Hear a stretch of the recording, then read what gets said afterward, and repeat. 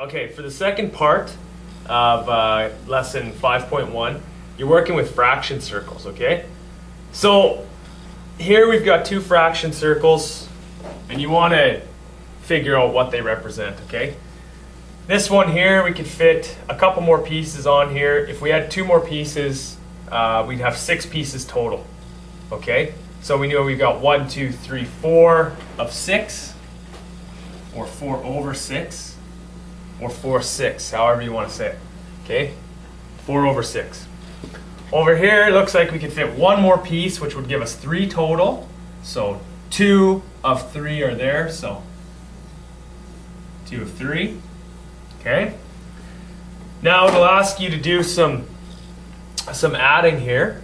Of course, we'd need to find a common denominator, but just visually looking at this, if I was to ask you to take a section here and add it to this to make a hole over here, you could do it. And what it would look like after, let's just drag this one over. Okay, it fills that space in there. Now you've got a hole over here, one hole.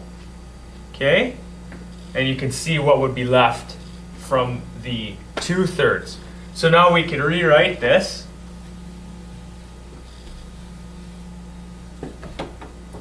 as 1, which can either look like that,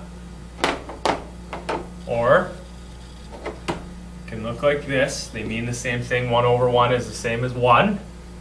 Okay? And over here you'd have 1/3. Right? So the whole thing, if you were to add these together, what you would get is 1 and 1/3. Okay?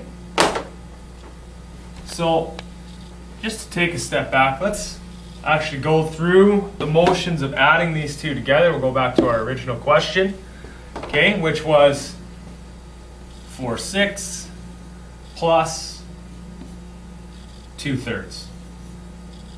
Okay, let's get a common denominator. I want to change my 3 into 6. I always do this with multiplication or division. In this case, what do I need to multiply 3 by to change it into 6? I'm going to times it by 2. Of course, whatever I do to the bottom, I do to the top because we have to keep it the same. Times it by 2. Okay? So now I'll just come over here and I'll say 4 over 6 plus 4 over 6 equals, remember the denominator will always stay the same when we're adding and subtracting, okay? It always stays the same. So we know the bottom is always going to carry over and just be 6. It's the top that we have to add, the numerator. What do I get? I get 8 over 6. Okay, now I need to change that into a mixed fraction or a mixed number. So all I need to do for that is I'm just going to take this. Let me clean this up for you guys a little bit so you can see that. Make it nice and clean. Okay, and let's just bring that right over here. 8 over 6. So here's what we're going to do, guys. In order to change that into a mixed number, I'm just going to give you a whole number and a fraction together. We're going to divide the numerator into, the denominator into the numerator. So how many times does that bottom number, the denominator, fit into the top number? Well, it goes once, okay? So that's going to equal 1, okay? And then we're going to have a fraction because it's a mixed number. So set up our fraction line there. If we put, divide the 6 into the 8, I'm going to go in one time, I'm going to have 2 left over. That's what's left over. So we put the leftovers on the top, okay?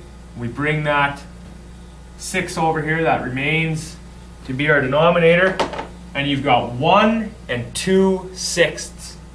Now there's one more thing we can do here. Okay? I can still clean this up a little bit. I can still clean that up a little bit because it's not in lowest terms. Okay?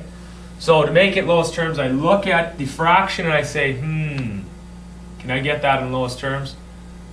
Can something divide into both the denominator and the numerator evenly? Yes. They're both divisible by 2. I divide top and bottom by 2 because whatever you do to the bottom, you got to do the top and vice versa. What do I end up with? I got 1 and 1/3.